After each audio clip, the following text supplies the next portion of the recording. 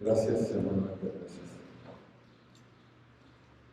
Pues vamos a iniciar, hermanos, con una oración. Vamos a inclinar nuestros rostros, vamos a orar. Bendito Padre Celestial, te doy gracias, Señor, por este tiempo, por este día. Gracias, Padre, por tu palabra, y queremos, Señor, pues obedecerla. Queremos que tu Espíritu Santo nos hable el día de hoy, nos toque en este día especial, Señor, de los padres, y pues coincide con cerrar este mandato que tú tienes para nosotros como varones, como mujeres de nuestra casa. Y te damos gracias, Señor, por esta oportunidad en Cristo Jesús. Amén, hermanos. Pues nuevamente, la semana pasada, una disculpa en particular a mi esposa. Es esto que digo, no lo vivo. Y es difícil obedecer a la palabra cuando uno no está totalmente sintonizado con el Señor, y la verdad es que a veces damos en otras cosas. Pero quisiera yo comenzar. La vez pasada vimos del 25 al 27. Hoy vamos a ver lo siguiente, no sin antes una breve introducción. Se ha hablado mucho y se ha escrito mucho acerca del impacto trágico en la sociedad del movimiento feminista. Se ha hablado de cómo ha impactado de manera negativa en los matrimonios, ha devastado a las familias, ha destruido a las mujeres a nivel individual y ha creado caos a nivel social, a nivel moral. Y es conveniente, hermanos, que como hijos de Dios entendamos el impacto trágico del feminismo. Y lo platicamos cuando empezamos estos estudios. Algo tocamos cuando hablamos de los cimientos hace algunas semanas. De manera clara, es un ataque pecaminoso y satánico en contra del diseño de Dios para la felicidad y la prosperidad de la humanidad, atacando esencialmente a la célula que es la familia. Pero mientras que estamos hablando de lo que está mal del lado femenino, no podemos ignorar el fracaso de los hombres. El fracaso en no seguir y cumplir su responsabilidad como Dios la ha diseñado.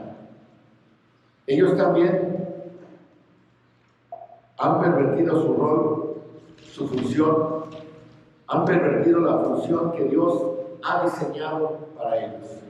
Y no hay duda al respecto. Cuando las cosas salen mal, en Guadalajara, en América, los Cowboys, no sé por qué no pasa, debería de pasar. El primero que despiden es el entrenador. Cuando las cosas salen mal, el primero que despiden es al entrenador, porque es el líder y el éxito del equipo es su responsabilidad. Cuando bajan las utilidades en las compañías, lo primero que se hace es reemplazar al director general. Cuando las cosas no van bien en la iglesia, el consejo, los hermanos buscan un nuevo pastor. Esa es la naturaleza del liderazgo. Si las cosas no van bien, el líder toma la responsabilidad. Y a veces la toma por el éxito, pero también la debe tomar por el fracaso. Y en el hogar, la responsabilidad cae en el padre, en el marido. Si algo o todo no está bien, la más grande responsabilidad está en las manos del líder, del padre, por el diseño de Dios y por la voluntad de Dios, que están expresadas claramente en las Escrituras. El hombre es la cabeza del hogar, es el líder. Él es el que lleva la responsabilidad del éxito del matrimonio, el éxito de la familia, del bienestar de todas las personas que son parte de esa familia, de todos sus miembros. Entonces, si discutimos el feminismo y sus consecuencias, y de la mujer y su rebelión, Tampoco podemos ignorar el tema de la responsabilidad masculina, la cual es quizás al final inclusive más devastadora que el feminismo. El feminismo, el movimiento feminista, tendría mucho más dificultad de sobrevivir, de esparcirse de manera clara si en el mundo tan solo los hombres entendiéramos nuestra responsabilidad. ¿Dónde están los maridos fuertes? ¿Dónde están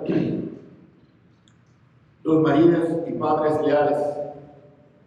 ¿Dónde están los líderes del hogar? ¿Dónde están esos hombres que son la columna vertebral y el marco de estructura sólida en el cual se puede construir un matrimonio y edificar una familia y reedificar así la sociedad? Hermanos, los hombres hemos desarrollado nuestras propias metas, buscando nuestros propios logros, viviendo en nuestro propio mundo. En la mayoría de los casos, ajenos de manera total a la familia, fuera de la casa, buscando metas personales. Son activos en su propio mundo, el de los negocios, el de las mercancías, y son pasivos en el hogar. Son los que de manera agresiva allá afuera vemos que hacen las cosas en el mundo, que resuelven problemas, que inventan todo tipo de maneras para ganar dinero, que buscan ser promovidos y ascendidos, que buscan prestigio, que buscan el respeto por parte de sus pares allá afuera en el mundo. Y están motivados para alcanzar metas. ¿Y qué pasa en el hogar? En la gran mayoría de los casos son pasivos, son indiferentes, son irresponsables. La explicación histórica, psicológica, la da un autor que explica que debido a la revolución industrial, donde se creó la relación empleado, conocimiento, negocio, desestabilizó la vida familiar, porque de estar presente en los hogares, el hombre tuvo que salir a buscar el sustento afuera y a veces lejos del hogar, acabando con la verdadera función de la paternidad y el liderazgo moral en la familia y en el mundo. Tiempo atrás, el hombre de la casa fue la guía que siempre estaba presente en la familia, tal vez en la colonia o tiempos atrás, pero era cercano. Dejó la familia por la fábrica, por el negocio, por el atractivo materialista que trajo la revolución industrial. Los padres que trabajaron duro en enseñar el valor de la cooperación a los hijos, con el tiempo le dieron a sus hijos un ejemplo de competencia individual ilimitada. Los hombres, quienes en una ocasión enseñaron a sus hijos respeto y obediencia a la autoridad, llegaron a actuar viendo la mano activa en la educación de sus hijos.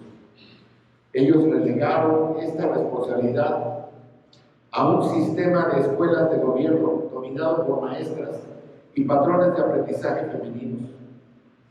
A lo largo de 150 años y desde mediados del siglo XVIII y hasta finales del siglo XIX, los hombres olvidaron su responsabilidad dada por Dios de tener el liderazgo moral y espiritual en sus hogares, escuelas e iglesias. Lo que tenemos es un legado de la revolución industrial que produjo un mundo materialista. Desapareció al marido y al padre. Todo inicialmente por un propósito noble, una mejor vida de su propia familia. Un mundo en donde su propia familia conoce poco lo que él hace, si es que algo sabe. Y eso, hermanos, causó un cambio radical y devastador en la familia. Y podemos explicar el problema con los hombres de manera social, de manera histórica, Podemos explicarlo, como decíamos ahorita, a la luz de la revolución industrial y del hecho que básicamente hemos creado un mundo fuera del hogar y no tenemos muchas alternativas. No hay muchas alternativas. Tenemos que ir allá afuera y vivir en este mundo. Podemos explicar las cosas sociológicamente, pero realmente esa es solo una fuerza, es una presión. Es una presión porque realmente lo que está pasando es una expresión de tentación, del egoísmo. Y eso no es la explicación. Hermanos, la explicación para la desintegración del liderazgo masculino es el hecho de que los hombres no obedecemos la palabra de Dios.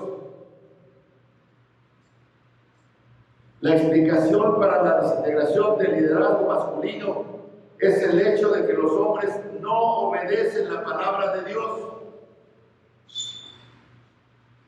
De hecho, la mayoría de los hombres no tienen ni idea de lo que dice la palabra de Dios. Y cuando descubren lo que dicen, muchas veces no les interesa seguirla. Hay tantos y tantos hombres pasivos, indiferentes y débiles en el hogar, que están allá afuera en el mundo y mientras están afuera en el mundo son otro personaje, son fuertes, son agresivos, pero cuando hablamos de sus familias han dejado la responsabilidad a sus mujeres, han abandonado su integridad, han abandonado su masculinidad y han abandonado su liderazgo. Por lo tanto, el matrimonio está lejos del ideal y también su familia. ¿Y qué es lo que esperamos? Caos en el matrimonio, en la familia, en la sociedad. Y así está. Pero ¿dónde vamos a comenzar?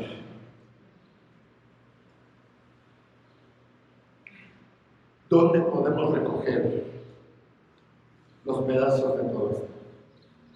Para ver cómo lo armamos.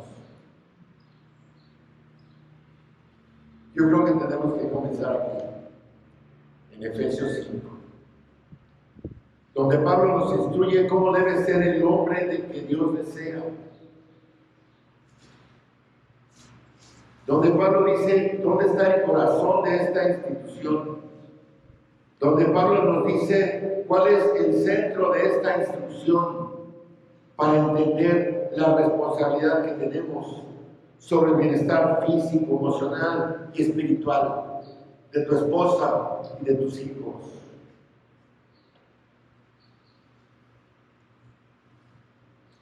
Ahí es donde debemos comenzar. Hermanos, el liderazgo moral y espiritual, como la seguridad emocional y física, como la fortaleza y la protección, como la provisión y apoyo de por vida, es lo que tiene que ser. En esto consiste el liderazgo masculino. Y no es algo místico, es algo muy práctico. Y si vamos a retomar el liderazgo del hombre, debemos comenzar en el hogar. Y esto es mucho más importante que tengamos algún tipo de éxito en nuestra carrera, en nuestro trabajo, en nuestros negocios. Inclusive con miras a tener un buen testimonio. Es más importante que tengamos un buen hogar. Dice Pablo, el que quiere un puesto de eminencia, dice que gobierne bien su casa. No hay otra.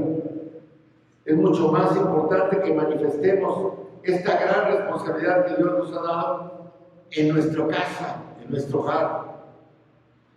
Cuando hablamos de hombres llenos del Espíritu, cuando hablamos de hombres que son sensibles en su hogar, comenzamos con el verso 25 de Efesios 5, ¿se acuerdan? Lo vimos la vez pasada.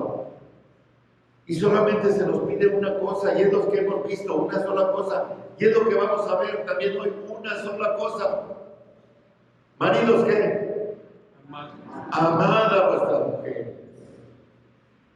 Ese es el comienzo que vimos la semana pasada, ese es el punto inicial. Colosenses 3:19 dice: maridos, amad a vuestras mujeres y no seáis ásperos con ellas. No las raspen, no las manchen, no las maltraten. Ámenlas sin ninguna mezcla de decepción, sin ninguna frustración o amargura. La palabra clave es amor. Y en este pequeño párrafo del 25 al 33 es usada 6 veces. Esa es la orden: amar a vuestras mujeres. Y esa es la primera afirmación y la única. Y de ahí viene la responsabilidad del hombre en su mundo. Amen a sus esposas. ¿Cuántos saben canciones de amor?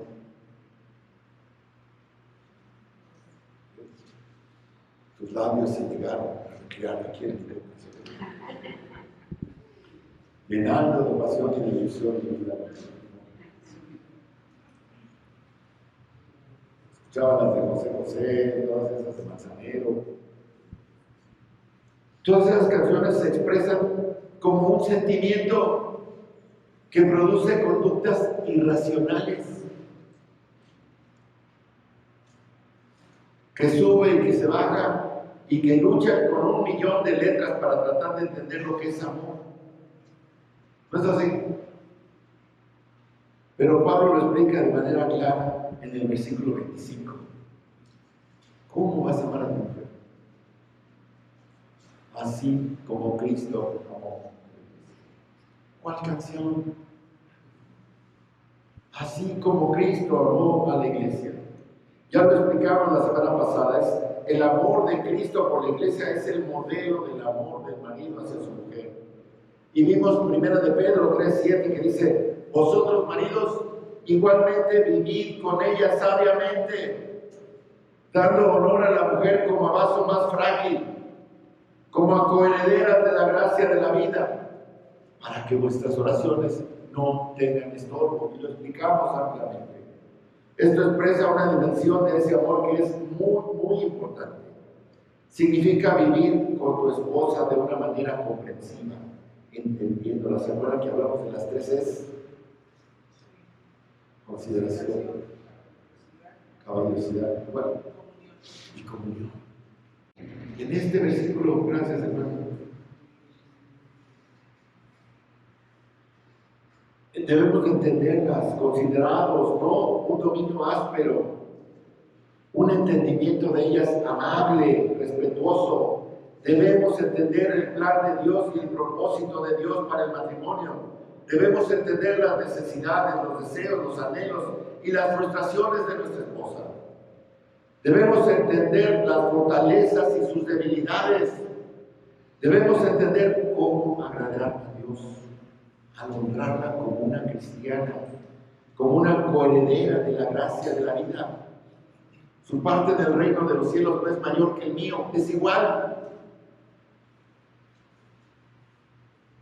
Y cuando hacemos esto, hermanos, hay una gran recompensa. Nuestras oraciones no son estorbadas. Y créanme que eso es la bendición de las bendiciones. Pero siendo más específicos en ese amor, regresamos a Efesios 5. Y Pablo dice, en primer lugar, que es un amor sacrificial. También lo vimos. Así como Cristo amó a la iglesia y se entregó a sí mismo por ella. Es un amor que no conoce tiranía alguna, únicamente sacrificio. Es un amor que no se exalta a sí mismo, sino que se humilla a sí mismo. Es un amor que se demuestra, que se evidencia por el gran acto de entrega de sí mismo de Jesucristo por pecadores indignos. ¿Usted cree que murió Jesucristo porque nosotros éramos muy buenos, porque nos lo merecíamos? No. Él se entregó por nosotros tal y como éramos, pecadores, manchados, arrugados, sucios, llenos de pecado. Así Él nos amó. De tal manera amó Dios al mundo.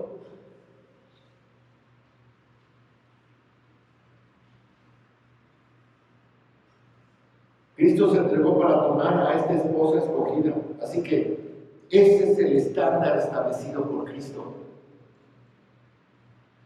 Para este amor que deben tener los maridos tiene que ser de manera sacrificial y abundante. En segundo lugar, vimos la última vez que es un amor purificador. Versículos 26 y 27.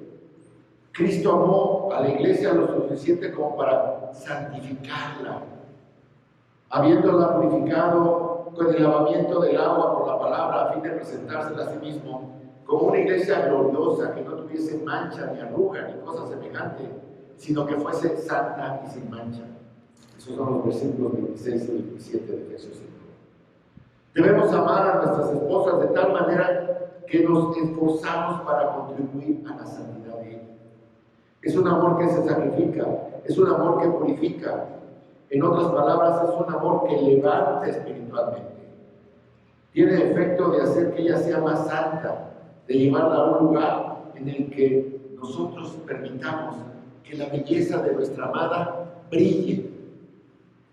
La belleza interior brille, la belleza exterior brille, la belleza plena de nuestra esposa brille. Marido, es tu responsabilidad sacrificarte a ti mismo para satisfacer las necesidades de ella. Tu responsabilidad consiste en guiarla para que ella siga incrementando su virtud. Tu meta consiste en entregar tu vida a favor de ella y guiarla a la piedad y a la virtud, para que ella sea santa y irreprensible, así como Cristo lo hace para guiar a su iglesia. Y hasta aquí llegamos los hermanos. Dirían, ya párale, ya está listo. ¿Para qué queremos esta? Pero en tercer lugar, hermanos, es un amor que se preocupa. Es un amor que cuida. Y viene el verso 28, dice: así también los maridos deben amar a sus mujeres como a sus mismos cuerpos. El que ama a su mujer, a sí mismo se ama. ¿Qué significa esto? ¿Qué significa amar a tu esposa como a tu propio cuerpo? Muy simple. Cuidamos de nuestro propio cuerpo, ¿no? Si se enferma, nos acostamos para que se mejore. Si tiene hambre, lo alimentamos. Si tiene sed, le damos algo de beber. Si está sucio, lo limpiamos, lo lavamos. Cuidamos de él, vamos allí, lo alimentamos, le damos ropa, la mejorcita, lo confortamos, lo que sea. Y eso es la esencia de esto. El punto aquí es atender la satisfacción de sus necesidades, de estar preocupados por satisfacer cada requisito con gran velocidad, con gran devoción. Somos llamados a tratar a nuestras esposas con la misma preocupación que tenemos por nosotros mismos.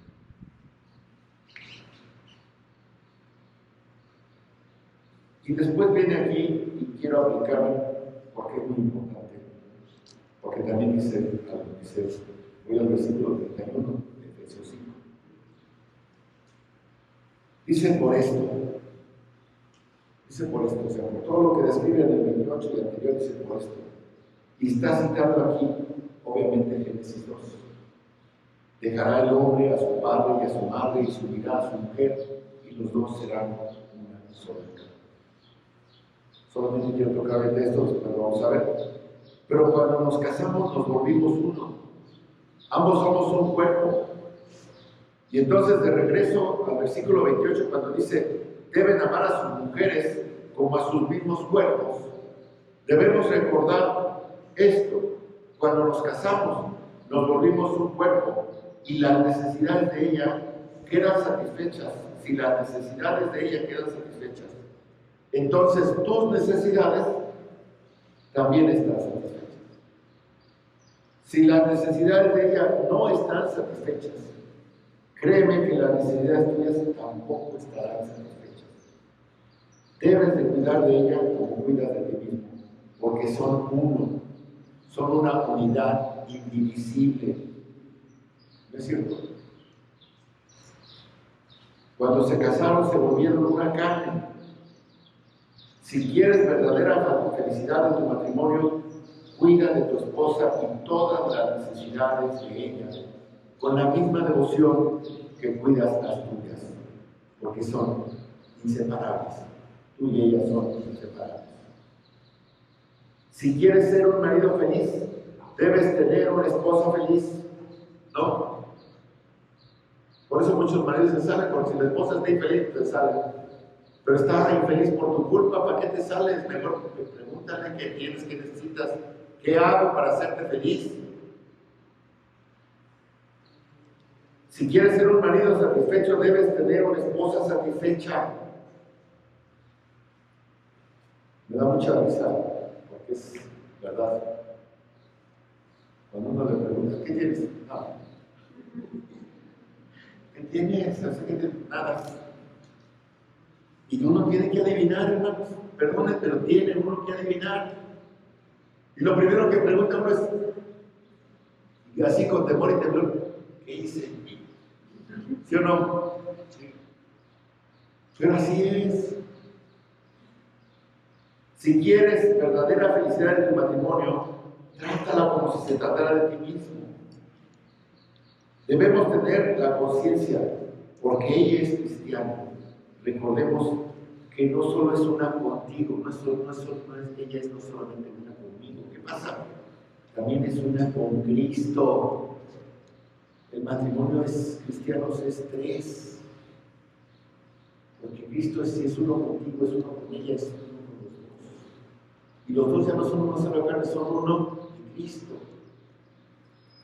Así que tengamos cuidado cómo la tratamos, porque ella también es una en Cristo. Y lo que le hacemos a ella también se lo hacemos a Cristo. ¿Se acuerdan de Mateo 18:6? Que dice, y cualquiera quiera tropezar a alguno de estos pequeños que creen en mí, mejor le fuera que se colgase al cuello una piedra de molino de asno y que se le hundiese en lo profundo del mar. Jesús nos está diciendo, no solamente de los pequeñitos que querían quitar ahí, sino de todo aquel que cree en mí. Si la llevas a pecar, será mejor que te cuelgues una piedra de molino y te ahogues en las profundidades del mar. Eso es lo que dice Cristo. Debes de llevarla a la santidad. En el matrimonio ella es uno con ustedes. En la salvación ella es uno con Cristo. Y por lo tanto los dos están ligados uno al otro y están ligados a Cristo. La manera como tratas a tu esposa es también como tratas a Cristo. Versículo 29 dice, porque nadie aborreció jamás su propia carne, sino que la sustenta y la cuida, como también Cristo a la iglesia. ¿Quién es tu carne? Juan 14:13 dice, y todo lo que pidiereis al Padre en mi nombre, lo haré. ¿Quién dice esto? Cristo. Para que el Padre sea glorificado en el Hijo.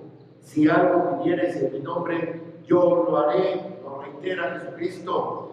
Ahí está el Señor Jesús diciéndole a los suyos que Él satisfará todas sus necesidades. Satisfará todas sus necesidades. Y se repite de nuevo en palabras diferentes en Filipenses 4:19 cuando dice, mi Dios pues que suplirá todo lo que os falte conforme a sus riquezas en gloria en Cristo Jesús.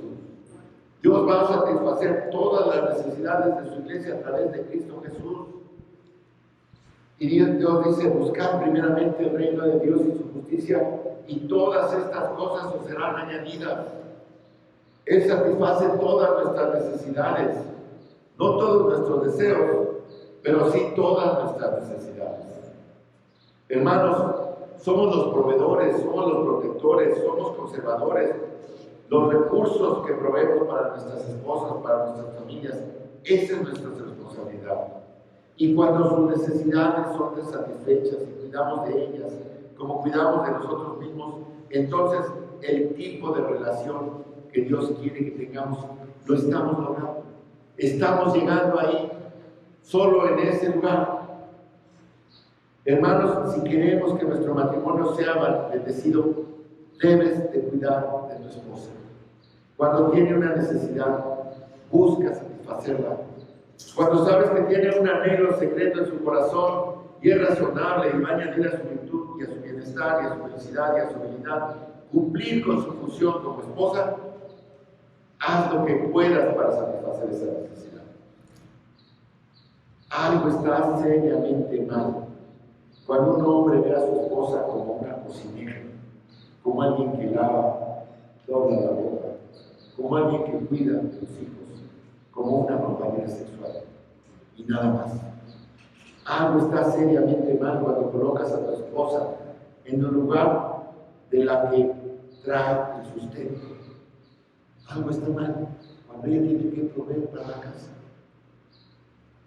No digo que eso esté tan mal, pero a veces se convierte en la primera función y la primera obligación y la primera responsabilidad de la esposa. Ojalá, digo, Dios quiera que el hombre pudiera proveer todo lo necesario para el hogar. No siempre es así. El mercantilismo, cualquier cosa que ustedes piensen como funciona la ciudad, pues hemos llegado a que todo el mundo tiene que trabajar. Pero cuando ella asume la función de ser la principal proveedora, pues algo está seriamente mal cuando dependemos de ella. Ella es un tesoro que Dios te dio. Debes de cuidarla, debes de sustentarla, debes de cuidarla para que sea tu ayuda ideal, para satisfacer tus necesidades de compañerismo y de todo lo demás. Hermanos, aquí hay dos términos muy hermosos.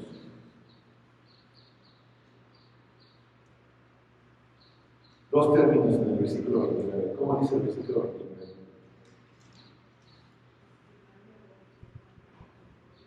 Que nadie aborreció jamás a su propia carne. Fuerte.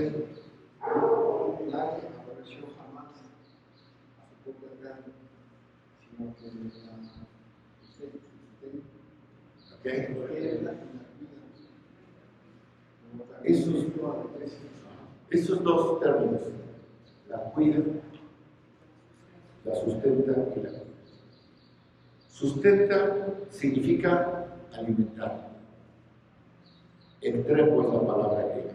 Es una palabra utilizada primordialmente para criar a los hijos. Es utilizada en el capítulo 6, versículo 4, donde dice, criarlos. Pensamos acerca de alimentar, de criar a nuestros hijos, pero pregunto, ¿pensamos eso con respecto a nuestras esposas? Creo que muchas veces no consideramos esa responsabilidad y vemos a la esposa como responsable de los hijos y sale a vivir en su propio mundo el hombre. Hermanos, somos responsables de ella para que ella en su función maravillosa pueda de manera eficaz criar a los hijos conforme a su oportunidad. Pero entonces nosotros tenemos que criarla, tenemos que sustentarla, tenemos que cuidarla, tenemos que darle de comer. No solamente el alimento material, el espiritual, el moral, el afectivo. Y por eso viene la otra palabra, dice sustenta y cuida. La palabra cuida significa literalmente calentar con el calor corporal. Y a veces se traduce en derretir. También se usa para suavizar. Y es usada para la mamá pájaro, que simplemente acerca a sus pequeños polluelos y los mantiene calientes bajo sus alas. Eso es cuidar. Significa proveer un nido, calidez, seguridad, suavizarla para llevarla a que sea un espíritu afable y apacible, para apoyarla, para cuidar de ella. Y esto, hermanos, es bastante desafiante en un mundo en el que vivimos. En el que vivimos actualmente, las mujeres son creadas para ser duras, para ser fuertes e independientes. Tengo una hija así. Para proveer calor a una mujer tenemos que serlo, hermanos, necesita un gran hombre. Para una mujer de esta se necesita un gran hombre. Se necesita una gran cantidad de liderazgo espiritual para suavizar a tu mujer, para proveer calor a tu mujer, para derretirla hasta que llegue a ser una mujer con un espíritu afable y apacible, que a su vez pueda proveer un nido de seguridad y fortaleza y calidez para ti. Pero es baja esa mentira de la cual no que primero los de abajo. Las cosas no suben solitas. Caen solitas, pero las cosas no suben solitas. Por eso es una gran mentira eso de que primero los de abajo. No. Tiene que venir de arriba, del liderazgo, para que pueda esta esposa, papá, mamá.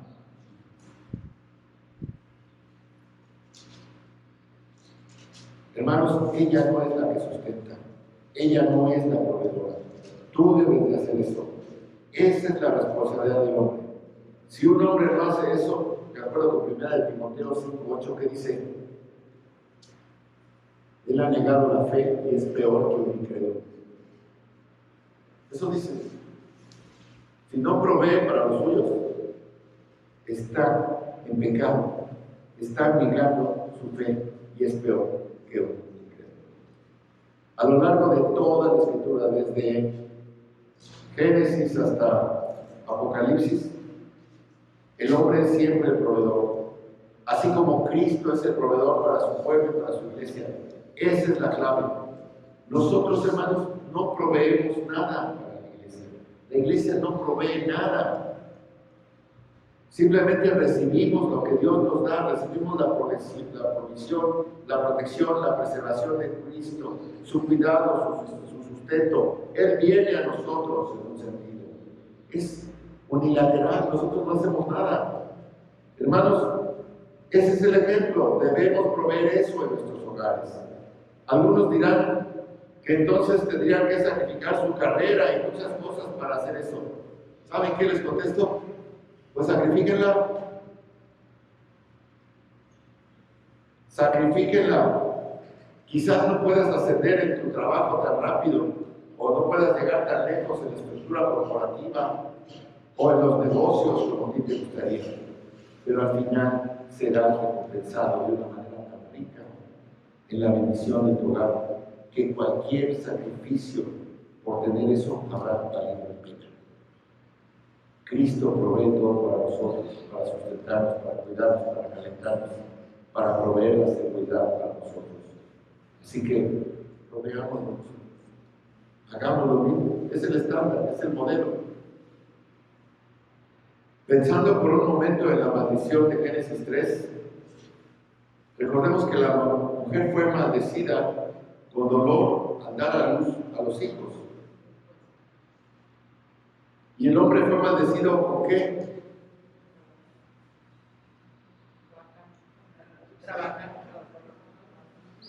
Él fue maldecido para ganarse la vida. Hasta este punto, antes de pecar, Adán y Eva podían comer cualquier cosa gratis. No tenían que trabajar, no tenían que arar la tierra, no había que cosechar nada. Simplemente caminaban y recogían los frutos. No había necesidad de sembrar en ese mundo hermoso y perfecto. Pero después, ¿qué sucedió? El hombre pecó y la tierra fue maldita. Dice que te dará con trabajos. El hombre desde entonces tuvo que proveer para su mujer y para su familia mediante el trabajo duro, dice, con el sudor de tu frente. Hoy en la mañana hasta lavar los platos me estaba colocando el sudor del calor. Ahora imagínense otro trabajo, o sea, esa fue la maldición. La tierra ya no iba a dar sus productos de manera fácil. Y desde entonces el hombre tiene que trabajar duro para poder proveer. Y las mujeres dolores al dar a luz a los hijos.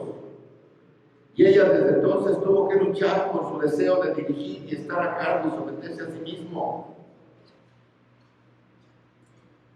Y me parece fascinante esto, porque la maldición, hermanos, fue un golpe directo contra la responsabilidad específica que Dios les dio tanto a los hombres como a las mujeres. Ah, sí, pues ahora te va a costar trabajo. La responsabilidad específica del hombre era ser proveedor, y ahí es donde la maldición le pegó. Por eso hay tanto vago, por eso hay tanto flojo, por eso hay tanto indolente, por eso hay tanto que no quiere trabajar. Porque está maldito. No, si eso cuesta trabajo. Por eso hay tanta delincuencia, porque tienen dinero fácil. No quieren trabajar.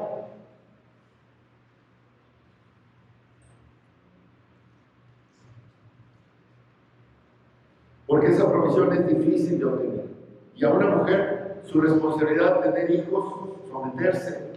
Y ella fue maldecida exactamente en esa área a través de ese dolor y de la lucha de la sumisión que tiene todos los días. No es fácil. De hecho, es tan difícil que creo que solo puede ser satisfecho este requisito y se puede cumplir con el poder del Espíritu Santo de Dios en tu vida, cuando eres transformado. De otra manera, tienes mucho más posibilidades de fracasar en tu vida, en tu matrimonio. Solo cuando eres lleno del Espíritu Santo, solo cuando tu vida ha sido transformada, puedes lograr esto. Entonces, el marido debe cuidar de su mujer, así como Cristo cuida de su iglesia, versículo 30, porque somos miembros de su cuerpo. Él lo hace porque somos uno con Él. Nosotros necesitamos hacerlo con nuestras esposas porque somos uno con ellas. Nosotros somos el cuerpo de Cristo y ella es nuestro cuerpo. Así como Cristo, quien es un cuerpo con su iglesia, cuida de su iglesia. Así el marido, quien es un cuerpo con su esposa, cuida de su esposa.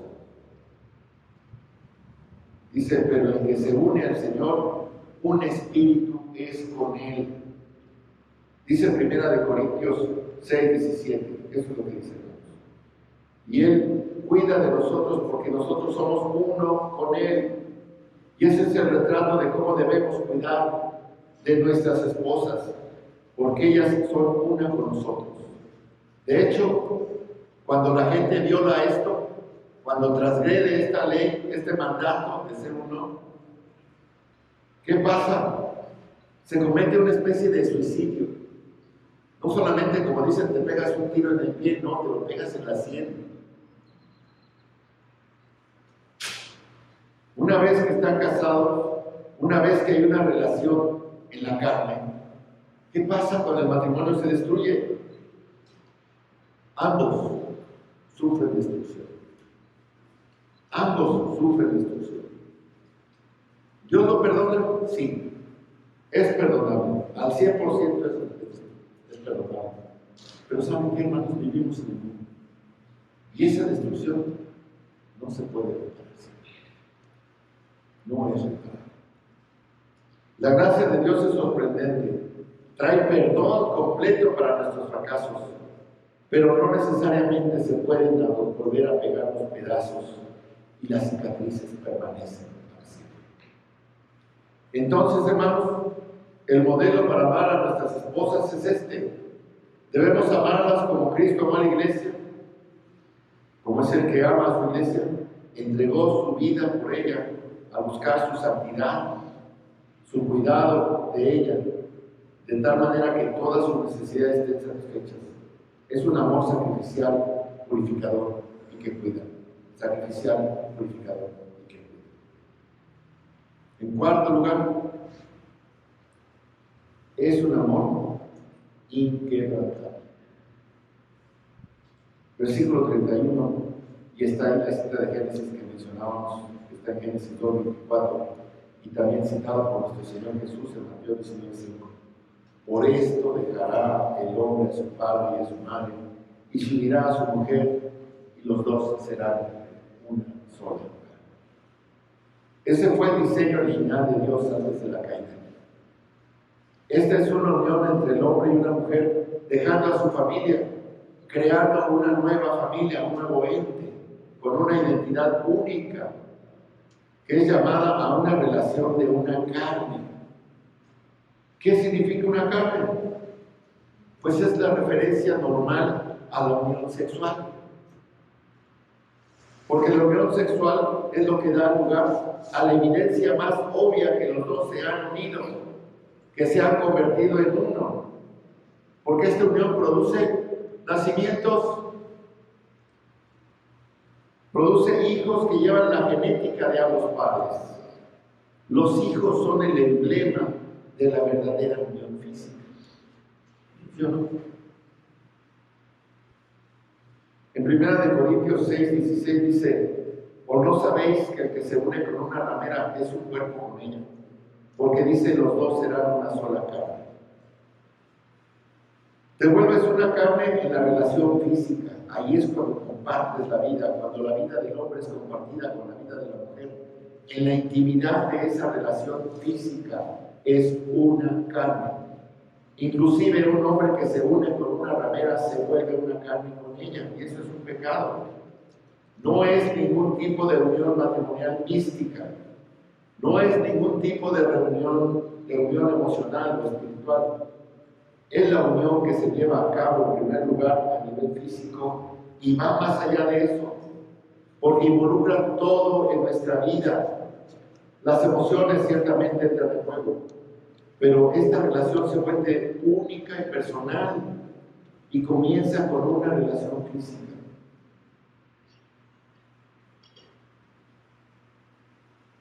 De nuevo en Efesios, hermanos. El diseño de Dios, como se indica en Génesis, es que un hombre y una mujer dejen a sus respectivas familias y se unan, aferrándose el uno al otro y entren en una unión física y se vuelvan una carne. Esta unidad íntima, única y personal, esta unidad es especial. ¿Y saben qué? La identidad espiritual individual se pierde. Porque te vuelves una nueva persona fusionada con tu cónyuge de por vida. Dice la palabra de Dios: lo que Dios unió, no lo separe el hombre. Por eso es que Dios aborrece el divorcio, no le gusta el divorcio, no está de acuerdo con el divorcio, porque el divorcio divide eso que Él declaró indisoluble e indivisible. La palabra dejará en el versículo 31 es una palabra muy intensa. Son verbos que se usan para dejar atrás, para abandonar, para botar, para no mirar atrás. Muchas parejas de jóvenes comienzan a dejar y han comenzado a unirse, pero olvidan de dejar. ¿Sí me entienden? Muchos dicen, se unen, pero no dejan su casa, su hermano. Todavía los mantienen y van a que les laven la ropa y van a comer. La palabra unirse significa pegarse, unidad de unión física, lo cual incorpora unidad de mente, unidad de propósito, unidad de corazón, unidad de emoción. Y entonces entras a esa relación privada, magnífica, íntima y personal con tu pareja. Por eso eres una sola carne. Hermanos, el mundo, Satanás, abarata la belleza magnífica de la intimidad que pertenece al hecho matrimonial. Hebreos 13:14 dice que es hermoso, dice: sea honroso, sea en todos el matrimonio y el hecho sin mancilla. Así es como Dios lo hizo. Y podemos traducir esto de un modo indicativo: la cama matrimonial no está contaminada.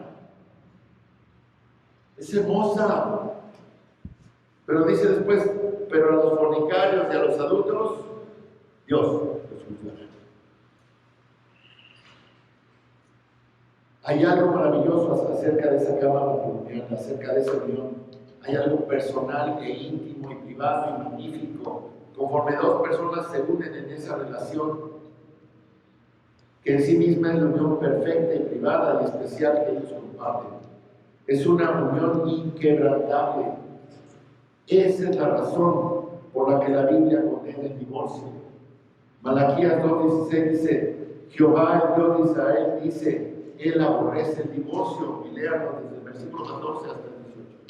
Malaquías 2. Dios odia cualquier cosa que rompa esta unión.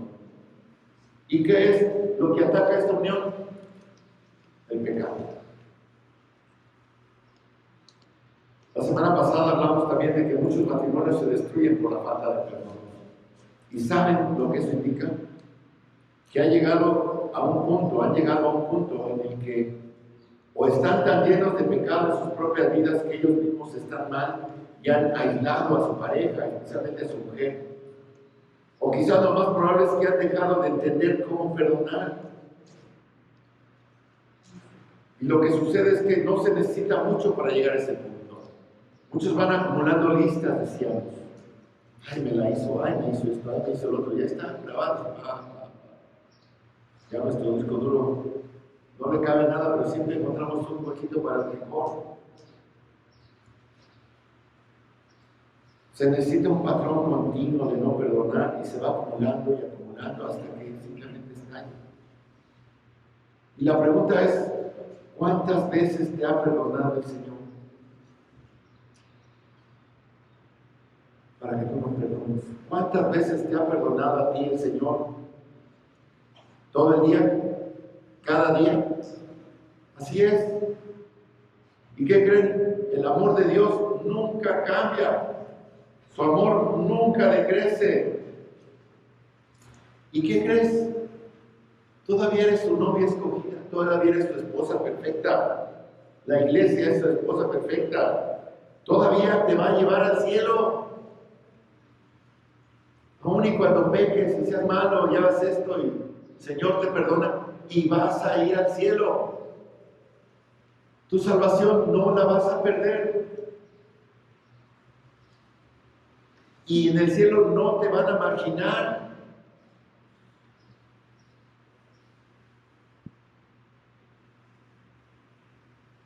¿Cuántas veces debemos perdonarnos en una hora? Pedro preguntó lo mismo en Mateo 18. ¿Cuántas veces tengo que perdonar? 7 veces. ¿Y qué le dijo Cristo? Hasta 70 veces 7. Dándole la idea de que es infinita. Entonces, hermano, debes amar a tu esposa con amor sacrificial. Debes amar a tu esposa con un amor que purifica. Debes amar a tu esposa con un amor que cuida de ella, que la sustenta. Y debes amar a tu esposa con un amor inquebrantable que continúa perdonando y perdonando y perdonando y perdonando. ¿Debe un hombre deshacerse de su esposa? Te puedo responder con otra pregunta. ¿Debe Cristo deshacerse de ti? Y bueno, no hace lo que te haga. Y en este punto, hermanos, yo quiero hacer una advertencia a los jóvenes, a los varones, a los solteros. Escojan cuidadosamente. Es de por vida, es para toda la vida. ¿Qué dicen? Ay, me pongo nervioso. No sé. ¿Qué hago? Sí, ponte nervioso. Pero ¿cuál es la clave para escoger sabiamente? Es muy simple. Sé lleno del Espíritu Santo. Camina de una manera santa para que tu mente esté sintonizada con la voluntad de Dios. Las personas que están en pecado no pueden discernir la voluntad de Dios y se encuentran a cada una de ellas. Así que sé santo. Las personas que están en pecado no pueden discernir la voluntad de Dios. Y la otra cosa, no se preocupen por encontrar a la persona correcta. Preocúpense por ser la persona correcta. Y si son la persona correcta, entonces la persona que Dios tiene para ustedes los va a encontrar.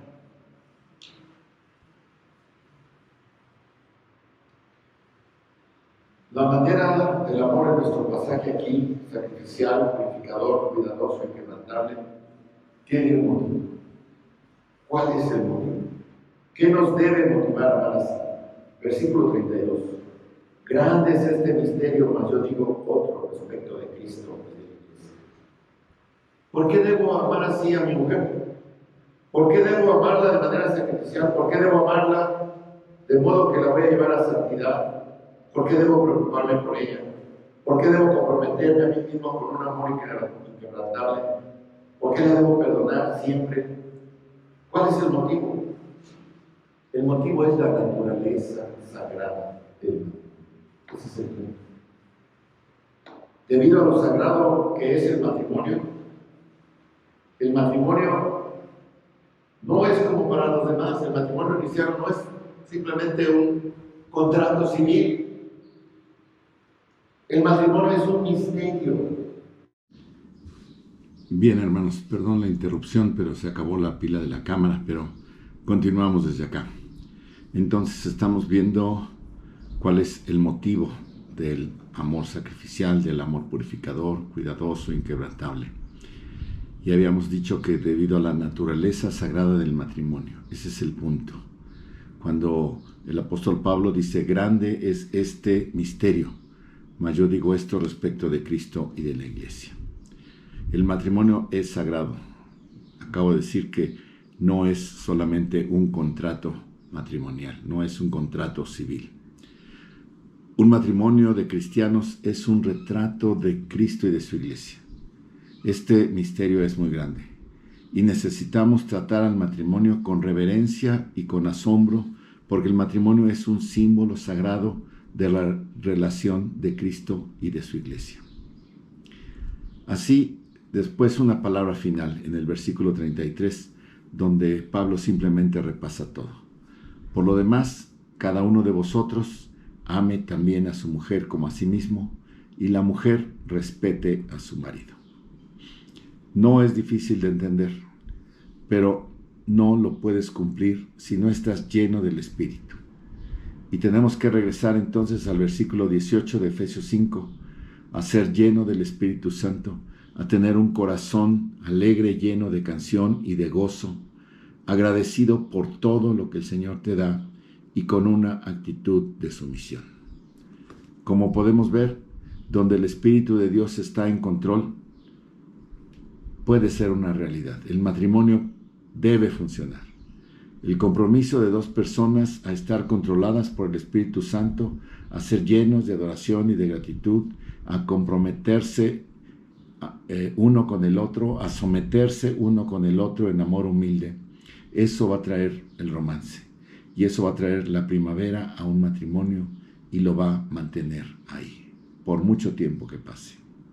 Hermano, si no llevas una lista de ofensas, si eres bueno en perdonar pecados y fallas, tal como Dios es perdonador en los tuyos, si has cultivado un amor sacrificial con tu esposa, si has dado un amor purificador, un amor que cuida de ella, un amor inquebrantable, serás recompensado. Ella será recompensada. Y puede ser y debe ser el mejor de los tiempos de tu vida. Aquí, hermanos, la dignidad no es el asunto, no es el punto con Cristo. Cristo es tierno, es sensible, es perdonador hacia nosotros. Estamos hablando de que Él se humilló. Estamos hablando de un ideal divino y no es demasiado tarde para nosotros. No importa cuál sea la condición actual de nuestros matrimonios. Hermanos, comiencen con ustedes. Cuando amen a sus esposas como Cristo amó a la iglesia, comenzará la reconstrucción de todo esto. Y va a suceder cuando comiences a regresar a donde tu propia vida espiritual debe estar. Saca la basura de tu vida, regresa a la palabra de Dios, regresa a vivir una vida obediente. Enfócate en donde debes estar, en Cristo. Y después, sé el esposo que Dios manda en esa pequeña familia que Dios te ha dado como un pedazo del reino celestial. Y entrega toda tu alma, todo tu corazón, todas tus fuerzas y observa cómo Dios te va a recompensar. Oremos. Bendito Padre Celestial, te damos gracias, Señor, por esta enseñanza que tú nos has dado, Padre. Y como varones queremos primero pedirte perdón por tal vez no haber entendido o no haber hecho lo que tú nos tienes ordenado, Señor, lo que tú tienes claramente mandado en tu palabra. Y te pedimos que nos ayudes, Señor, a tener un matrimonio y a ser los varones, los esposos, los líderes que tú quieres que seamos en nuestros hogares. En Cristo Jesús. Amén. Amén, hermanos. Dios les bendiga.